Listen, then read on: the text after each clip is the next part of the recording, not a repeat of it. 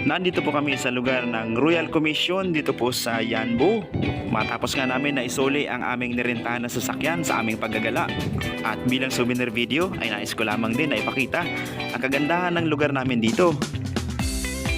At iyan nga po ay kung napapansin ninyo, ang kapaligiran namin dito ay napakaraming puno. At isa na nga po sa mga dahilan kung bakit tahimik dito. Kita nyo naman at walang katao-tao.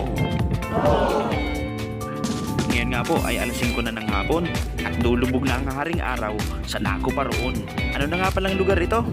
Ito nga po ay Royal Commission. Ito po talaga ang pangalan nito. Kaya ganon.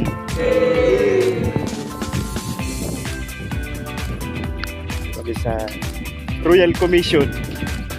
Kasama po ng inyong Manoy Buboy, si Narap at si John, ang ating dalawang pinakamalulupit na mga kaibigan.